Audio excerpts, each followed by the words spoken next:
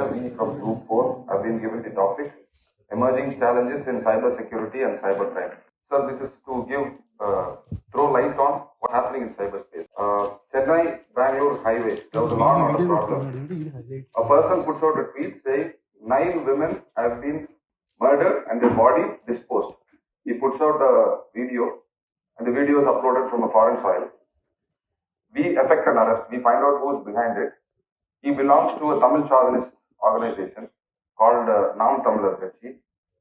They have roots all over the world. They have sympathizers all over the world. They have elements borrowed from the banned LTT organization. So they start attacking me for effecting that arrest. Subsequently, again when I get shifted to another district, we are required to register an FIR, we arrest it. Continuously they attack us. That's my wife, she's my batchmate, she's also a police officer. She was attacked, her photos were mocked, and then they put out my children photo and they had openly, 2 SPs, they put out my children's photo and they told that we will eliminate them. If not now, after your retirement. That kind of open assault on 2 SPs. The public is also watching this. So coming to the point on this topic, we gave a complaint, the government was supportive, the police department was very supportive, 3 FIRs were registered, but it has been 3 months now, we have not got replies from Instagram, Facebook and X, former Twitter. The point being, we have escalated it at highest level. Me as a police officer, superintendent of police, got upset with the way they were responding.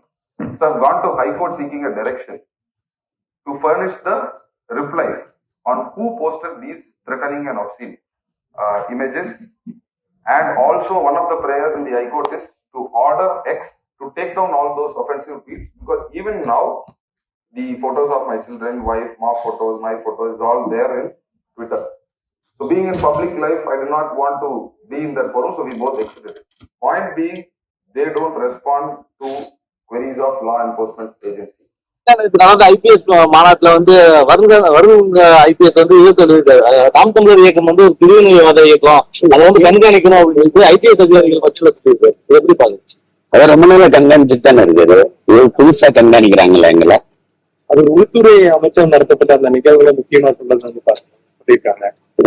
அவர் இங்க தனிப்பட்ட முறையில பாக்குறது, அந்த கருத்து மாறுதல் எல்லா அதிகாரிகள் மத்தியில ஒரு கருத்தை கொண்டு போகும்போது அதை எப்படி புரிஞ்சுக்கிறதுன்னு நீங்க சொல்லுங்க. இந்திய அரசியல் அமைப்பு அதன்படி நாங்க பதிவு செஞ்சு தேர்தல் ஆணையத்துல 13 ஆண்டுகளா இந்த அரசியல் இயக்கத்தை நடத்துறோம். ஒரு மக்கள் இயக்கம், மக்களோடு சந்திச்சு தேர்தலில் நின்று அவங்களே சின்னம் கொடுத்துருக்காங்க, நின்றுருக்கோம். 36 லட்சம் வாக்கை வாங்கி 3வது பெரிய கட்சியா தனிச்சு நின்னே அங்கீகாரத்தை பெற்று ஒரு கட்சியா இருக்கும்போது நீங்க திடீர்னு இதை பிரிவினைவாத இயக்கம் அதை நீங்க கண்காணிக்கணும் அப்படின்னா, இவர் தான் நாட்டை ஆள்றாரா?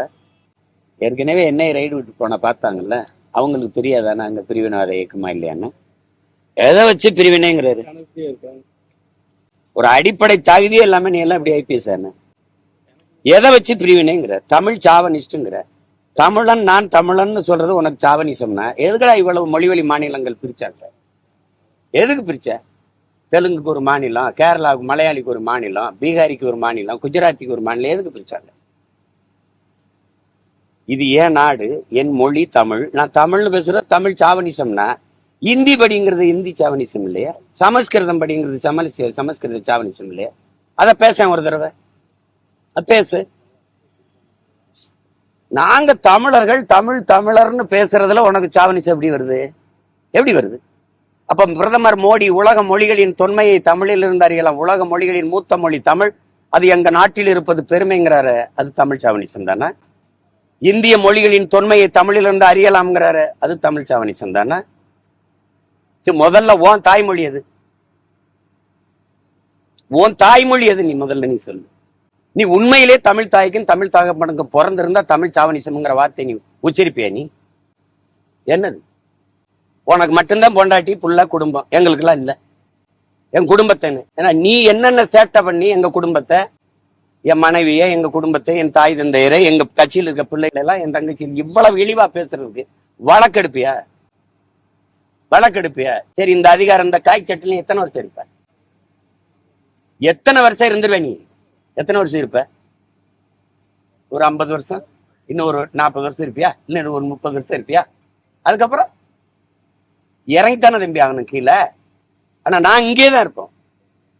பார்த்து பேசணும், பார்த்து இது பண்ணணும். இவ்வளவு பேரு, சரி பிரதமர், உள்துறை அமைச்சர் எல்லாம் தொடங்கி வச்ச விருதுல எல்லாரும் பேசுனது வராம நீ பேசுறது மட்டும் வெளியில வருது எப்படி? அந்த காணொலி மட்டும் எல்லா ஊடகத்துக்கு வருது எப்படி? நீ தான் ரகசியம் பாராட்டுறிய? நீ உறுதி பிரமாணம் எடுக்கும்போது இப்படித்தான் எடுத்திய? இதான் உன் வேலையா? என் கட்சியை குறை சொல்றதுக்கு தான் நீ ஐபிஎஸ் ஆகி வந்திருக்கிய இங்க? சரி, மோதுறதுன்னு ஆயிடுச்சு, மோதுவோம் வா. ஏன்னா நீ என்ன பண்ணுவ? நீ என்ன பண்ணிடுவ? நீ என்ன பண்ணுவேன்னு சொல்லு. ஆற்றால் நீ ஒரு ஐபிஎஸ்.